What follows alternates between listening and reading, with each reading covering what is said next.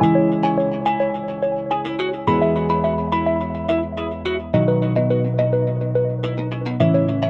hello guys. This is Vijay, biology lecturer from Aileba Junior College.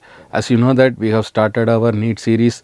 On that basis, we are discussing biological science and chemistry in detail. Okay. So today we are going to discuss about Unit 2 biological classification on the category of this NEET biology. Okay. So already we have discussed about a few topics from this Unit 2. And today now we are going to discuss about the major differences between bacteria and blue-green algae. Bacteria and blue-green algae. Okay. So though these two organisms belongs to the same category, but there are few differences among these two different organisms. Let us see one by one what are the different characteristic features of this bacteria as well as this blue-green algae, how good it is difference to each other. So first we are going to talk about the size of an organism. Okay. So size of an organism for these two category, you see under the category of this bacteria as comparing to this blue-green algae, these all are smaller in size. So comparatively this size of an organism of this bacterial cells or the bacteria which is smaller than this blue-green algae. So this could show that larger in size. Next, talking about the motility. Motility is nothing but what? Movement of an organism. The movement of an organism can be possible by the accessory organs which is present around the cell wall for unicellular organism. When we are talking about the higher level organism, you can see that limbs are used as a for the motility.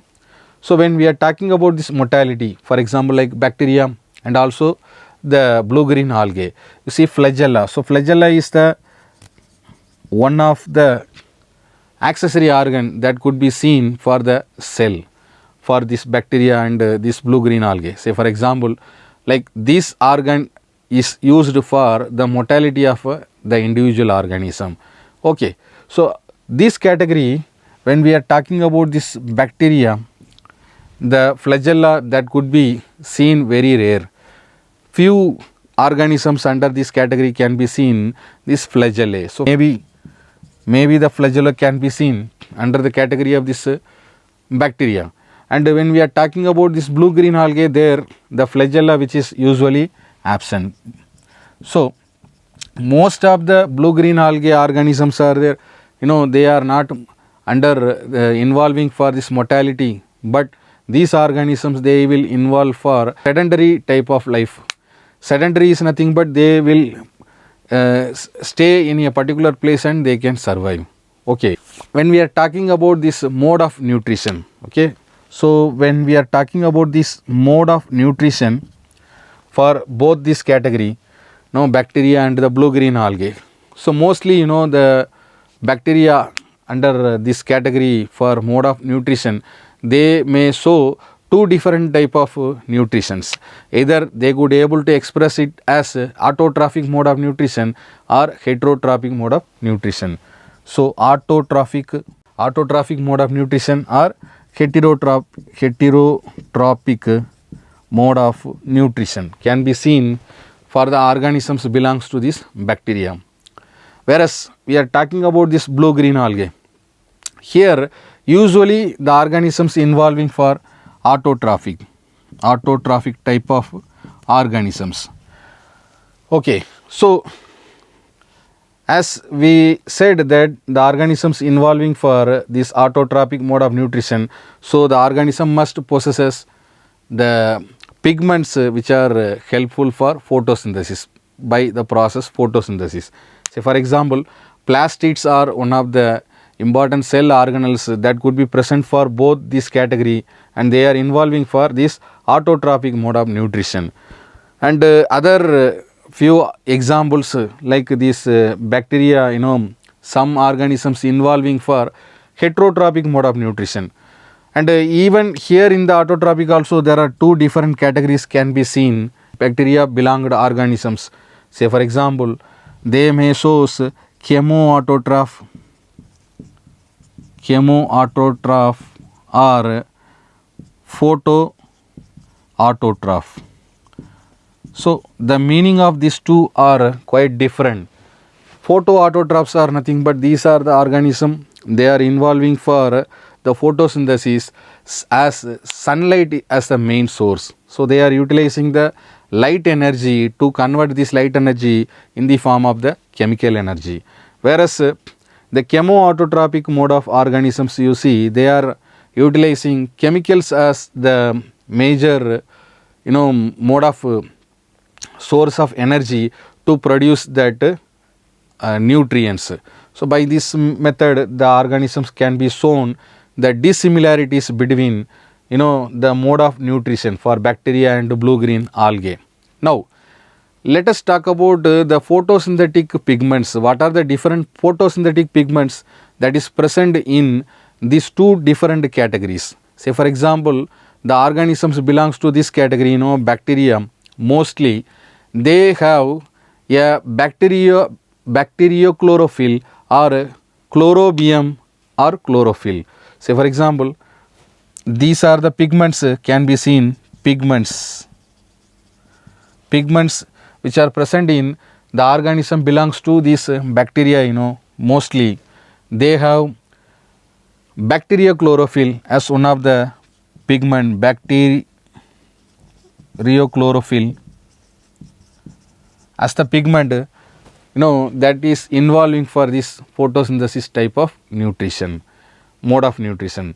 Likewise, when we are talking about this blue green algae, the blue green algae, photosynthetic pigments are in this blue green algae are chlorophyll A. So this is the one of the important pigment which is involving for this process called photosynthesis, by which the organism involving for autotrophic mode of nutrition. Okay. Other than this, there are few accessory pigments can be seen in blue green algae as comparing to this bacteria. So here the accessory pigments are which are absent in the bacteria,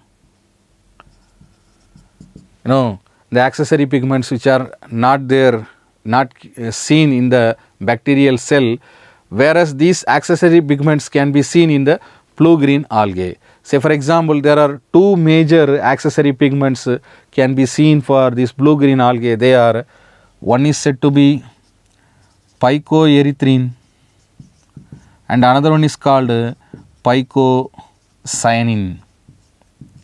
Yes. So these are the two different pigments and which are said to be the accessory pigments can be seen blue green algae. Say for example, picoerythrin is there. So this type of pigment, this pigment will show or it expresses red color, and this also called as a red color pigment, and that can be seen in some red algae. Whereas this picocyanin is there, is one of the pigment that expresses blue color, and these type of organisms are said to be blue algae or blue green algae. So these all are the accessory pigments can be seen as comparing to this bacteria and blue green algae. Now let us talk about the reserve food. What is the major reserve food for this bacteria as well as for this blue green algae? For bacteria, the major reserve food that is said to be glycogen. So glycogen is the major reserve food. Reserve food for this the bacteria is mostly they are the glycogens are the reserve food. When we are comparing to this blue green algae, their cyanophycean starch is one of the reserve food. So here cyanophycean starch. So this is one of the major reserve food after the mode of nutrition that could be stored in the cell in blue green algae. So these all are some few similarities or dissimilarities between these two different categories, bacteria and blue-green algae.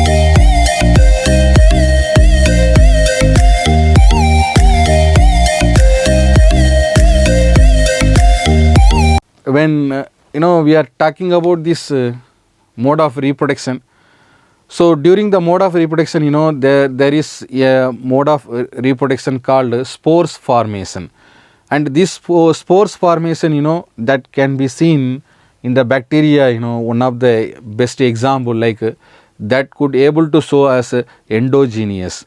See, endogenous are nothing but the spores which are produced from the cellular level. So the spores formation in the bacteria are endogenous, whereas the spores formation in the blue-green algae are not endogenous. This is not endogenous. Okay, so these all are the major dissimilarities of this bacteria and blue-green algae gelates. Say for example, these particular organism, they comprises the phylum called Pyrophytae. So Pyrophytae is a phylum which these organism comprises of algae. So these are present in the phylum called Pyrophytae, and it is also called as pyrophytes. The organism belongs to these particular phylums are called pyrophytes. Now let us see each and every characters, the salient features of this dinoflagellate or the Pyrophytae type of algae. So first characteristic feature. So mostly this we are talking about the cell level or the cellular level. They are single celled. Most of them are surrounded by a shell which is made up of a thick interlocking plate. See, the organisms which are single cell organism, and it is surrounded by or it is covered by a thick layer of interlocking of plates. So mostly the organism belongs to these dinoflagellates are single celled. Now talking about, so first one is about unicellular, and talking about the motility. So when we are talking about this motility, the movement of an organism can be seen under the category of these dinoflagellates are, they uses flagella or the accessory organ, and utilizing these flagella they could be able to move from place to place. Say for example, they are motile with two flagella, and one projecting from one end, the other one which is running for the transverse groove.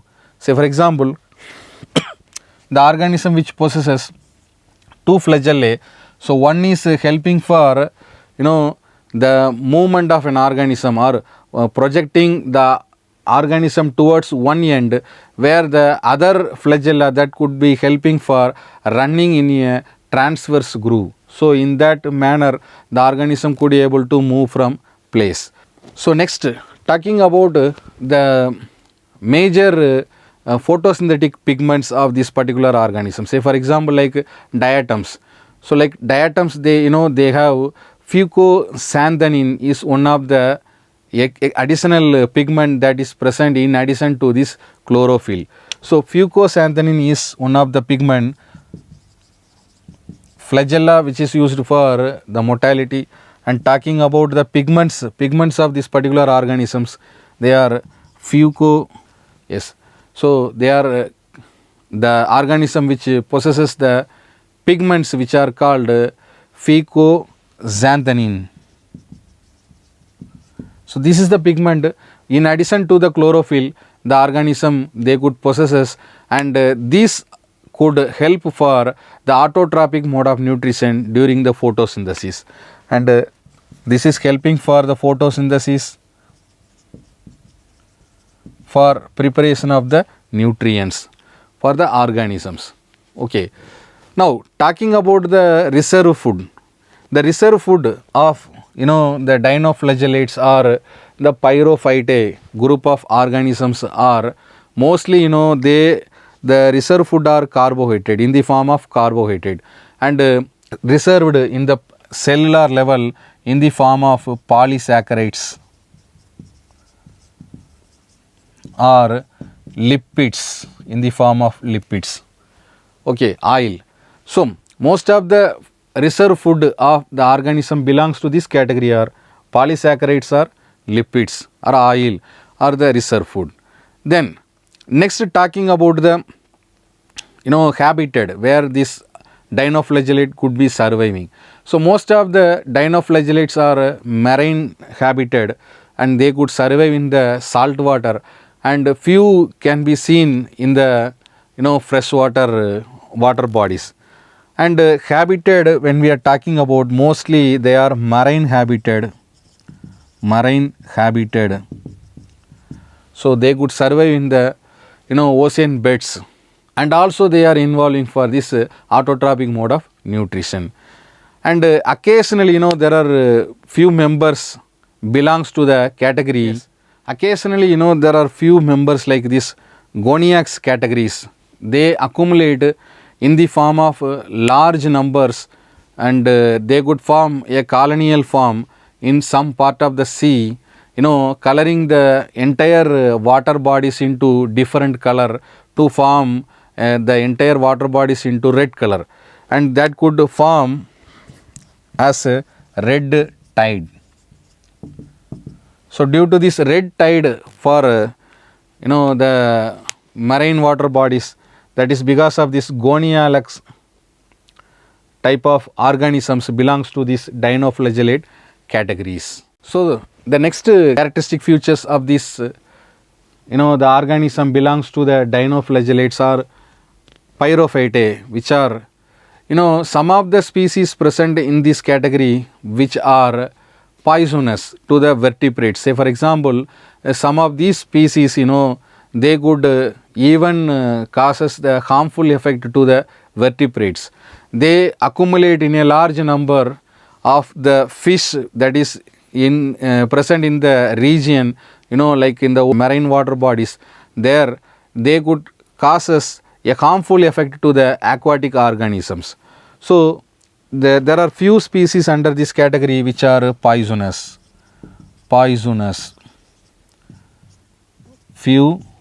There are few categories. Okay, next talking about the outer layer of this particular organism, the cellular level, I mean the cell wall or the cell membrane, which is containing the different components of this particular dinoflagellates, which are entirely covered with cellulose. So cellulose is one of the major component that could be seen in the outer layer of this particular organism, I mean the cell membrane or the cell wall of this particular organism. And these cellulose which are divided into different plates, and these plates which are showing like a armed like structure, or the organism can express as armed organisms, like the appearance could be looking like armored organism. And most of the species belongs to these groups, the dinoflagellates, which are belongs to the habitat of marine. So mostly the organism belongs to this category are marine. I mean there are 1,000 more types of the organisms of this category. They belongs to the habitat called marine habitat. Now talking about the the mode of reproduction. The method of reproduction can be seen in the category of these dinoflagellates or the pyrophytae, which are usually asexual mode of reproduction. Okay, this sexual mode of reproduction cannot be seen under this category except there are few species like Serasium. So Serasium is one of the example that could involve for the sexual mode of reproduction, where the mostly the organism belongs to this category involved for asexual mode of reproduction. Okay, and these dinoflagellates which are taken as the food by mussels, So the the most important food for mussels, that is the type of marine aquatic organism that could have shell outside.